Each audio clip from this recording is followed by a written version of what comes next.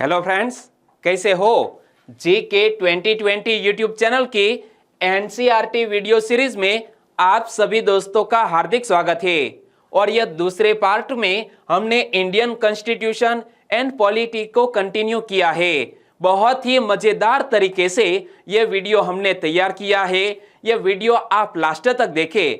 Last में comment section में जरूर बताना कि यह वीडियो आपको कैसा लगा। पहले पार्ट में बहुत ही अच्छा रिस्पांस आप सभी दोस्तों की तरफ से मिला था, उनके लिए एक प्यार भरा सैल्यूट।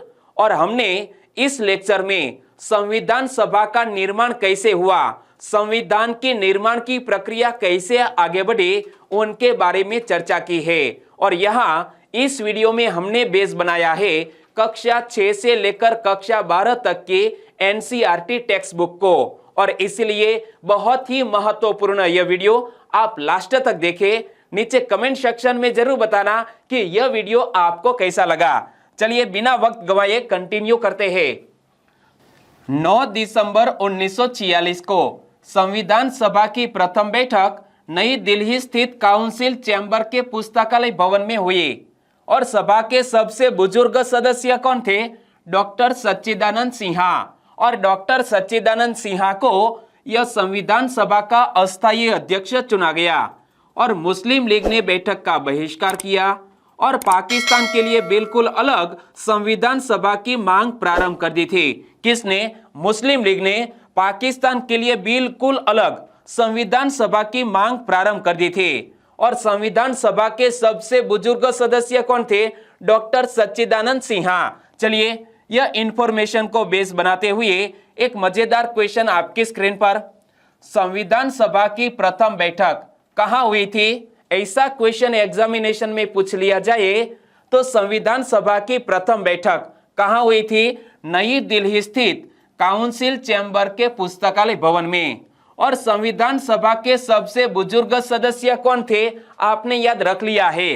Very nice. संविधान सभा के सबसे बुजुर्ग सदस्य थे डॉक्टर सच्चिदानंद सिन्हा। और वो संविधान सभा के अस्थायी सदस्य भी चुने गए। संविधान सभा के अस्थायी सदस्य भी चुने गए। आगे बात करें तो महात्मा गांधी संविधान सभा के सदस्य नहीं थे। क्या? पूज्य बापू संविधान सभा के सदस्य नहीं थे, पर संविधान सभा के अनेक सदस्य उनके विचारों के अनुयायी थे। यानी कि परोक्ष रूप से गांधी जी के विचारों का प्रभाव हमारे कॉन्स्टिट्यूशन पर पड़ा है। और अपनी पत्रिका यंग इंडिया में गांधी जी ने संविधान से अपनी अपेक्षा के बारे में लिखा था। इमेज आप देख सकते हैं, गांधी जी की एक पत्रिका जिसका नाम है यंग इंडिया। तो बापू ने यंग इंडिया में संविधान से अपनी अपेक्षा के बारे में लिखा था। दोस्तों यह महत्वपूर्ण इंफॉर्मेशन के आधार पर इस क्वेश्चन का आंसर बताइए। निम्नलिखित कथनों पर विचार कीजिए। यहाँ 3 कथन दिए गए हैं और उपर्युक्त में से कौन सा या कौन से कथन सही है वो हमें यहाँ पता लगाना है। तो तीनों कथनों को ध्यान से पढ़ते हैं। पहला कथन, महात्मा गांधी संविधान सभा के सदस्य थे। बिल्कुल गलत बात, क्योंकि पूज्य बापू संविधान सभा के सदस्य नहीं थे। तो पहला सेंटेंस गलत हो गया। दूसरा सेंटेंस, संविधान निर्माण पर गांधी जी के विचारों का प्रभाव था। बिल्कुल सही बात है, क्योंकि पूज्य बापू के बहुत से अनुयायी थे, वो संविधान निर्माण की प्रक्रिया में शामिल थे। और इसलिए पूज्य बापू के विचारों का परोक्ष रूप से संविधान निर्माण पर असर था, प्रभाव था। यानी कि दूसरा सेंटेंस सही।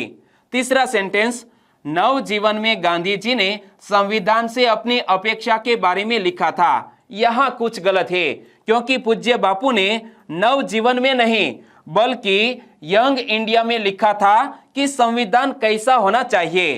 तो तीसरा सेंटेंस गलत। और यहाँ हमें पूछा गया है कौन सा कथन सही है? केवल 2 नंबर का सेंटेंस बिल्कुल सही।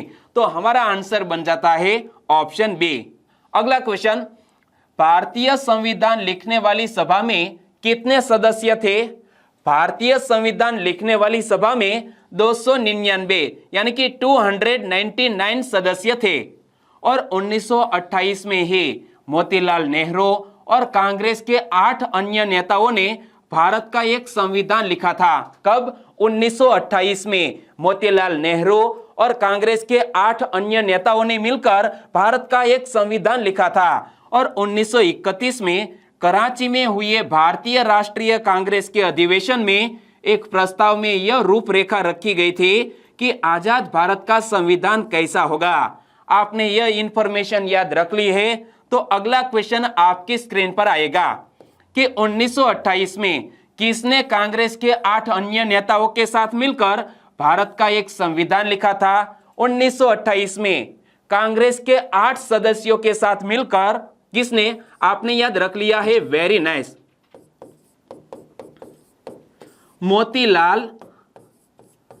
मोतीलाल नेहरू ने कांग्रेस के 8 अन्य नेताओं के साथ मिलकर भारत का एक संविधान लिखा था। कब? 1928 में। और इन दोनों ही दस्तावेजों में स्वतंत्र भारत के संविधान में सार्वभौम वयस्क मताधिकार, स्वतंत्रता और समानता का अधिकार और अल्पसंख्यकों के अधिकारों की रक्षा की बात कही गई थी।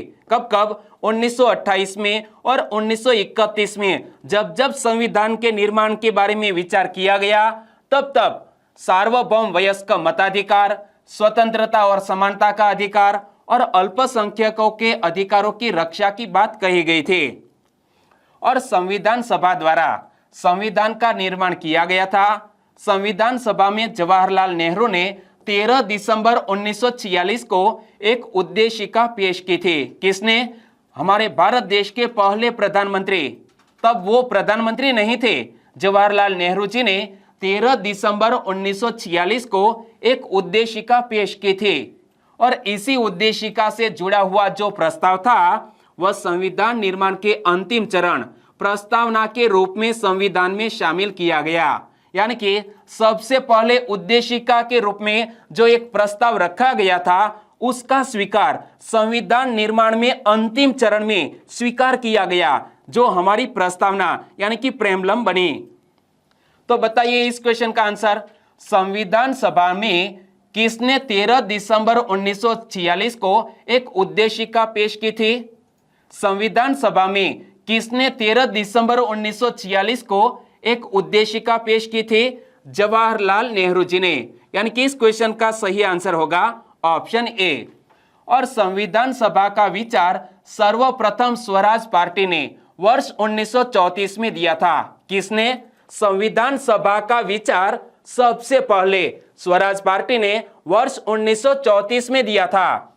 और स्वराज पार्टी ने संविधान की रचना हेतु संविधान सभा का विचार प्रस्तुत किया था। और स्वराज पार्टी की स्थापना वर्ष 1923 में किसने की थी? तो मोतीलाल नेहरू एवं चित्तरंजन दास ने इलाहाबाद में स्वराज पार्टी की स्थापना की थी। इमेज में आप देख सकते हैं चित्तरंजन दास और मोतीलाल नेहरू दोनों ने मिलकर इलाहाबाद में यह स्वराज पार्टी की स्थापना की थी। स्थापना कब की गई थी? 1923 में। दोस्तों बहुत ही महत्वपूर्ण यह बात है और इसी से जुड़ा हुआ एक मजेदार क्वेश्चन। संविधान सभा का विचार सर्वप्रथम किसने दिया था?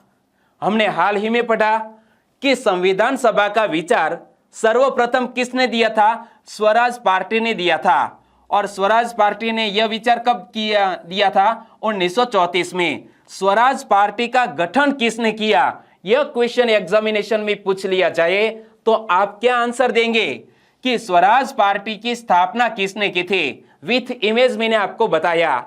आपके दिमाग में अभी भी यह इमेज घूम रही है तो बताइए स्वराज पार्टी की स्थापना 1923 में किसने की थी? मोतीलाल नेहरू और चित्तरंजन दास दोनों ने मिलकर 1923 में इलाहाबाद में स्वराज पार्टी की स्थापना की। तो हमारा आंसर बन जाएगा ऑप्शन डी, ए और बी दोनों।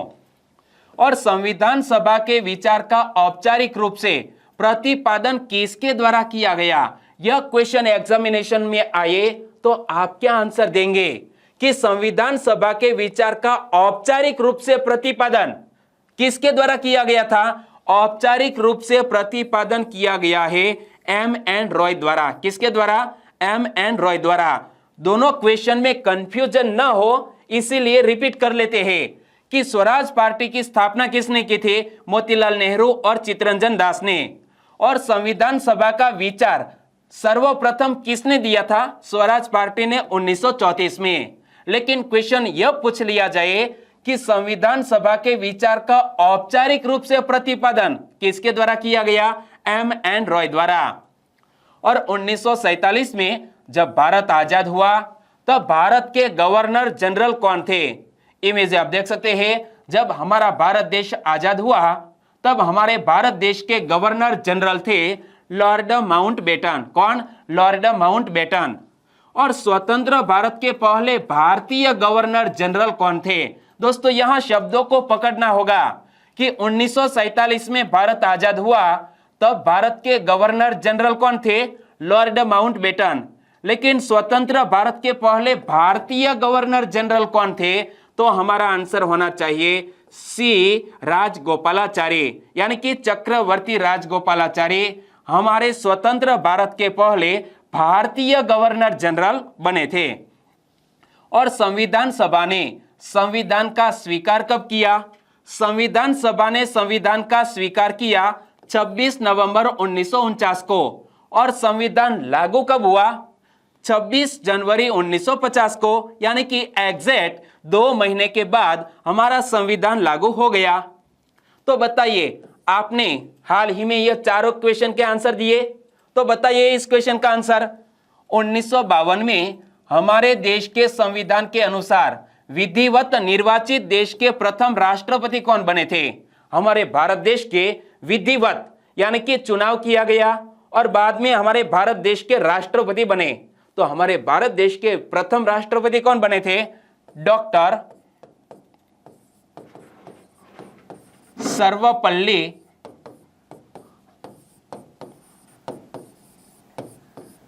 राधाकृष्णन। डॉक्टर सर्वपल्ली राधाकृष्णन।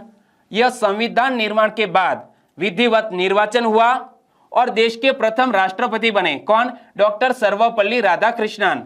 और 1947 में जब भारत आजाद हुआ तब भारत के गवर्नर जनरल कौन थे? हाल ही में मैंने आपको बताया, विथ इमेज बताया है और आपका ध्यान स्क्रीन पर ही था, तो आपको आंसर पता चल गया कि जब हमारा देश स्वतंत्र हुआ तब भारत के गवर्नर जनरल कौन बने?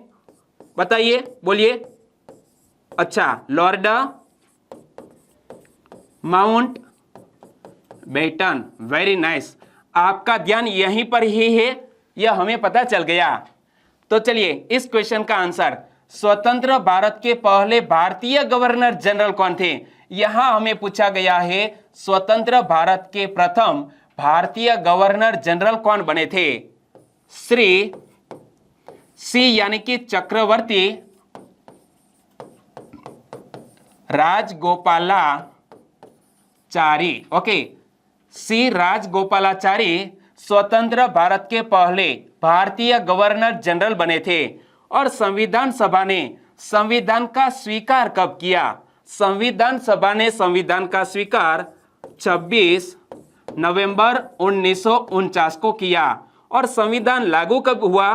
26 जनवरी 1950 को हमारा संविधान लागू हुआ। यह कंफ्यूजन न होनी चाहिए कि संविधान का स्वीकार 26 नवंबर 1949 को और संविधान लागू कब हुआ? 26 जनवरी 1950 को। और 1952 में हमारे देश के संविधान के अनुसार विधिवत निर्वाचित देश के प्रथम राष्ट्रपति कौन बने थे? तो मैंने आपको हाल ही में बताया, डॉक्टर राजेंद्र प्रसाद। आगे बात करते हैं कुछ महत्वपूर्ण तथ्य की। तो संविधान सभा की प्रथम बैठक कब हुई? 9 दिसंबर 1946 को।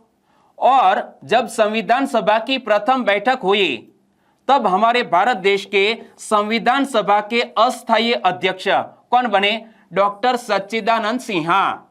और संविधान सभा की द्वितीय बैठक कब हुई? 11 दिसंबर 1946 को। और तब हमारे भारत देश के यह संविधान सभा के स्थायी अध्यक्ष कौन बने? डॉक्टर राजेंद्र प्रसाद। तो यह भी याद रख लो कि स्थायी अध्यक्ष कौन बने? डॉक्टर राजेंद्र प्रसाद। और उपाध्यक्ष कौन थे? दोस्तों हम सबको पता है कि अस्थायी अध्यक्ष डॉक्टर सच्चिदानंद सिन्हा थे, स्थायी अध्यक्ष डॉक्टर राजेंद्र प्रसाद बने, लेकिन उपाध्यक्ष कौन थे? H S Mukherjee. कौन? एच.एस. मुखर्जी संविधान सभा के उपाध्यक्ष थे। तो यह नाम हमें याद रख लेना चाहिए। यह सभी फैक्ट आपने याद रख लिए हैं। तो चलिए आगे बात करते हैं। संविधान सभा की प्रथम बैठक कब हुई? ओह, आपका ध्यान यहीं पर ही था। तो चलिए लिखवाइए, संविधान सभा की प्रथम बैठक कब हुई? 9 दिसंबर 1946 को। और अस्थायी अध्यक्ष कौन बने? डॉक्टर सच्चिदानंद सिन्हा। डॉक्टर सच्चिदानंद सिन्हा संविधान सभा के अस्थायी अध्यक्ष बने। और संविधान सभा की द्वितीय बैठक कब आयोजित की गई? 2 दिन बाद, यानी कि 9 दिसंबर के 2 दिन बाद 11 दिसंबर 1946 को। और संविधान सभा के स्थायी अध्यक्ष कौन बने थे? डॉक्टर राजेंद्र प्रसाद संविधान सभा के स्थायी अध्यक्ष बने थे। और उपाध्यक्ष कौन बने थे? एच.एस. मुखर्जी। कौन? एच.एस. मुखर्जी संविधान सभा के उपाध्यक्ष बने थे। आगे बात करते हैं। तो संविधान सभा का अर्थ क्या है? वह सभा जो अपने देश के लिए संविधान बनाती है उसे संविधान सभा कहते हैं। क्या? वह सभा जो अपने देश के लिए संविधान बनाती है उसे संविधान सभा कहते हैं। और संसद के 2 सदन है, जिसमें उच्च सदन है राज्यसभा और निम्न सदन है लोकसभा। यह दोनों बात मैंने कल आपको बताई थी। लेकिन लोकसभा और राज्यसभा की सीटों से जुड़े हुए कुछ महत्वपूर्ण फैक्ट भी याद रख लीजिए कि लोकसभा में सदस्यों की कुल संख्या कितनी होती है? लोकसभा में सदस्यों की कुल संख्या होती है 552। और 552 को यदि डिवाइड किया जाए तो 28 राज्यों से लोकसभा में कितने सदस्य चुने जाते हैं? 530। और 7 केंद्र शासित प्रदेशों से लोकसभा में कितने सदस्य चुने जाते हैं? 20। और राष्ट्रपति द्वारा 2 सदस्यों की नियुक्ति की जाती है लोकसभा में। तो तीनों को जोड़ दिया जाए तो लोकसभा में सदस्यों की कुल संख्या कितनी होगी? 552 होगी। कितनी? 552। तो आपने याद रख लिया। बताइए, लोकसभा में सदस्यों की कुल संख्या कितनी है? 552। Very nice. और 28 राज्यों से कितने सदस्य लोकसभा में चुने जाते हैं? 530। ओके। और 7 केंद्र शासित प्रदेशों से, वर्तमान में 9 केंद्र शासित प्रदेश है, लेकिन 7 केंद्र शासित प्रदेशों से कितने? 20 सदस्य लोकसभा में चुने जाते हैं। और राष्ट्रपति द्वारा 2 एंग्लो इंडियन की नियुक्ति की जाती है लोकसभा में। तो तीनों को जोड़ दिया जाए तो 552 कुल सदस्य लोकसभा में होते हैं। और इसी आधार पर दोस्तों राज्यसभा की भी बात कर ले तो राज्यसभा में सदस्यों की कुल संख्या कितनी है? 250, यानी कि 250। राज्यसभा में सदस्यों की कुल संख्या कितनी है? 250। और राज्य प्लस केंद्र शासित प्रदेशों से कितने सदस्य राज्यसभा में चुने जाते हैं? 238। और राष्ट्रपति द्वारा कितने सदस्य राज्यसभा में नियुक्त किए जाते हैं? 12। तो 238 प्लस 12 दोनों को जोड़ दिया जाए तो कुल राज्यसभा में सदस्यों की संख्या होती है 250। तो बताइए, राज्यसभा में सदस्यों की कुल संख्या कितनी है? आपने याद रख लिया है। वेरी नाइस, मुझे बहुत अच्छा लगा। और राज्य प्लस केंद्र शासित प्रदेशों से राज्यसभा में कितने सदस्य चुने जाते हैं? 238। Very nice. और राष्ट्रपति द्वारा राज्यसभा में कितने सदस्य नियुक्त किए जाते हैं? 12 सदस्य नियुक्त किए जाते हैं। दोनों को प्लस किया जाए तो 250 संख्या हो गई। Very nice. और प्रथम लोकसभा स्पीकर कौन बने थे? हमारे लोकसभा के प्रथम स्पीकर कौन बने थे? गणेश वासुदेव मावलंकर। इमेज आप देख सकते हैं, जिसके शॉर्ट नेम में हम कह सकते हैं जी.वी. मावलंकर। कौन? जी.वी. मावलंकर लोकसभा के पहले स्पीकर बने थे। और प्रथम डिप्टी स्पीकर लोकसभा के कौन बने थे? M.A. अयंगार। इमेज आप देख सकते हैं, M.A. अयंगार वो हमारे लोकसभा के प्रथम डिप्टी स्पीकर बने थे। दोस्तों यह फैक्ट हमें याद होगा। लेकिन क्वेश्चन यह पूछ लिया जाए एग्जामिनेशन में तो हमारा आंसर क्या होना चाहिए कि लोकसभा के प्रथम डिप्टी स्पीकर कौन बने थे? M.A. अयंगार। और प्रथम राज्यसभा के चेयरमैन तो हम सबको पता है कि कॉन्स्टिट्यूशन के लिहाज से जो हमारे देश के उपराष्ट्रपति होते हैं वो ही राज्यसभा के सभापति बनते हैं। तो प्रथम राज्यसभा के चेयरमैन कौन? S. राधाकृष्णन। और राज्यसभा में प्रथम डिप्टी चेयरमैन कौन बने थे? S.K.V. अमूर्थी राव। तो यहां दो नाम हमें याद रख लेना है, यह दोनों तो अच्छी तरह याद है कि लोकसभा के स्पीकर G.V. मावलंकर और राज्यसभा के चेयरमैन सर्वपल्ली राधाकृष्णन। लेकिन क्वेश्चन यह हमें पूछ लिया जाए तो डिफिकल्टी हो सकती है। लोकसभा के प्रथम डिप्टी स्पीकर M.A. अयंगार और प्रथम डिप्टी चेयरमैन राज्यसभा के कौन? S.K.V. अमूर्थी राव। आपने याद रख ही लिया है तो बताइए प्रथम लोकसभा स्पीकर कौन बने थे? आपने याद रख लिया है, बताइए। गणेश यानी कि G, वासुदेव यानी कि V,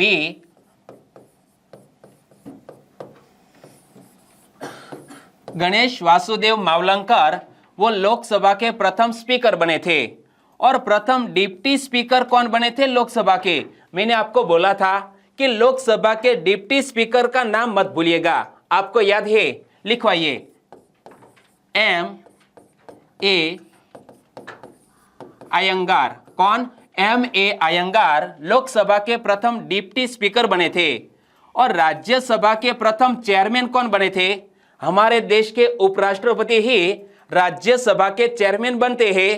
तो हमारे भारत देश के पहले उपराष्ट्रपति का नाम क्या है? S यानी कि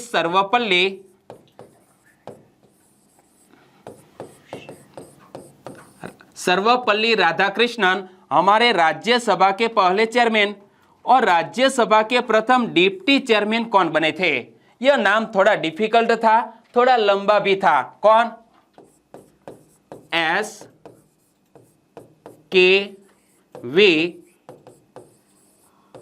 अमूर्थी राव। कौन? S.K.V. अमूर्थी राव राज्यसभा के पहले डिप्टी चेयरमैन बने थे। ओके, आगे बात करते हैं।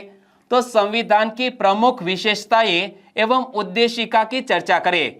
हर संविधान का एक दर्शन होता है। भारत के संविधान का भी एक दर्शन है जो जवाहरलाल नेहरू द्वारा प्रस्तावित उद्देश्य संकल्प में निहित है। और यही उद्देश्य प्रस्ताव संविधान की प्रस्तावना यानी कि प्रेमलम का आधार बना और इसी ने संपूर्ण संविधान के दर्शन को मूर्त रूप प्रदान किया। तो यहां हमें याद रख लेना चाहिए कि भारत के संविधान का भी एक दर्शन है जो जवाहरलाल नेहरू द्वारा प्रस्तावित उद्देश्य संकल्प में निहित है। और यही उद्देश्य प्रस्ताव संविधान की प्रस्तावना यानी कि प्रेमलम का आधार बना और इसी ने संपूर्ण संविधान के दर्शन को मूर्त रूप प्रदान किया। और संविधान में निहित कुछ महत्वपूर्ण बातें उनकी भी चर्चा होनी चाहिए। और यहां से दोस्तों बहुत से क्वेश्चन एग्जामिनेशन में पूछ लिए जाते हैं। तो भारत को एक स्वतंत्र तथा संप्रभु गणराज्य के रूप में स्थापित किया जाए। भारत की संप्रभुता का स्रोत भारत की जनता होगी और इस गणराज्य यानी कि रिपब्लिक में भारत के समस्त नागरिकों को राजनीतिक, आर्थिक तथा सामाजिक समानता प्राप्त होगी। ऐसे महत्वपूर्ण दर्शन को हमारे संविधान में शामिल किया गया है। तो बताइए इस क्वेश्चन का आंसर।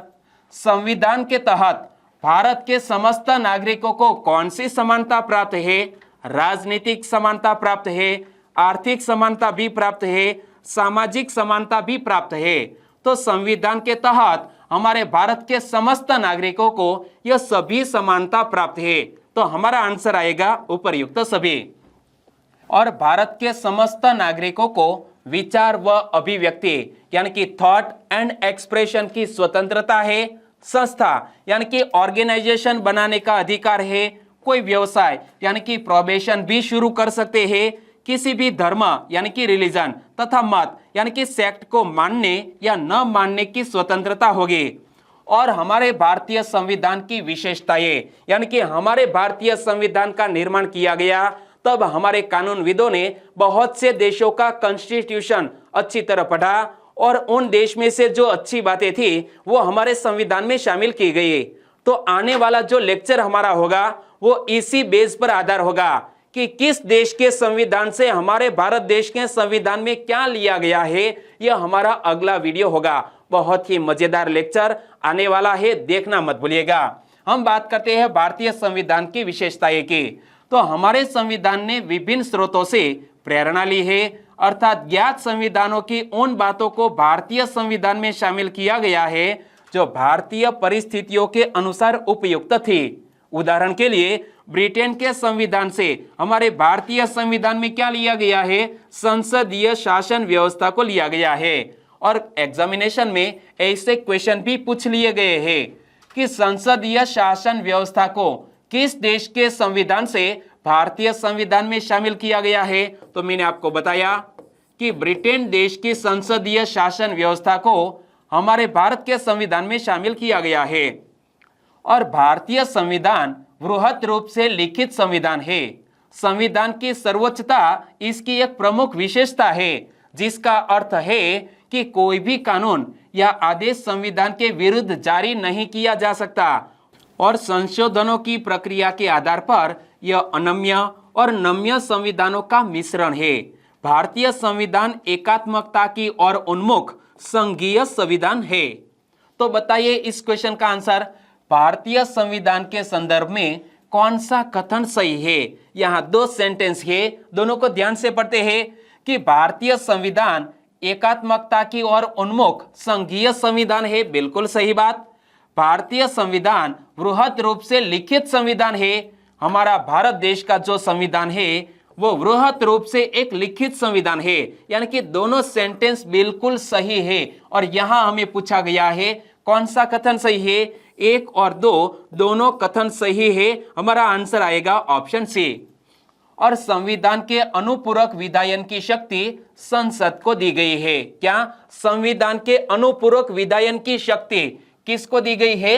संसद को। अर्थात विधान बनाकर संविधान के उद्देश्यों को प्राप्त करने की शक्ति संसद में निहित है। और संविधान में परंपराओं की भूमिकाओं को भी महत्व दिया गया है। क्या? हमारे संविधान में परंपराओं की भूमिका को भी महत्व दिया गया है और इसमें मूल अधिकारों की भी व्यवस्था की गई है। साथ ही मूल कर्तव्यों की भी घोषणा की गई है कि एक नागरिक के क्या क्या कर्तव्य हो सकते हैं। तो चलिए इस क्वेश्चन का आंसर दीजिए। भारतीय संविधान के संदर्भ में कौन सा कथन सही है? दोनों सेंटेंस को ध्यान से पढ़ना होगा। चलिए पढ़ते हैं। विधान बनाकर संविधान के उद्देश्यों को प्राप्त करने की शक्ति राष्ट्रपति में निहित है। यह गलत है, क्योंकि विधान बनाकर संविधान के उद्देश्यों को प्राप्त करने की शक्ति राष्ट्रपति में नहीं बल्कि संसद में निहित है। यानी कि पहला सेंटेंस गलत हो गया। दूसरा सेंटेंस, संविधान में परंपराओं की भूमिका को भी महत्व नहीं दिया गया है। यह गलत है, क्योंकि संविधान में परंपराओं की भूमिका को महत्व दिया गया है, नहीं दिया गया है, यह गलत है। दूसरा सेंटेंस भी गलत। और यहां हमें पूछा गया है कौन सा कथन सही है? न तो 1 न तो 2, यानी कि 2 में से एक भी कथन सही नहीं है। तो इनमें से कोई भी कथन सही नहीं, तो हमारा आंसर बन जाएगा ऑप्शन डी। और दोस्तों आने वाले लेक्चर में हमने किस देश के संविधान से क्या लिया, यह महत्वपूर्ण वीडियो आपके सामने आने वाला है। और यह वीडियो आपको कैसा लगा? अच्छा लगा है तो इस वीडियो को लाइक करें और आपके दोस्तों को इस वीडियो की लिंक फेसबुक, व्हाट्सएप या टेलीग्राम के जरिए शेयर करें। कल मिलते हैं एक नए पार्ट में। तब तक के लिए टेक केयर एंड जय हिंद।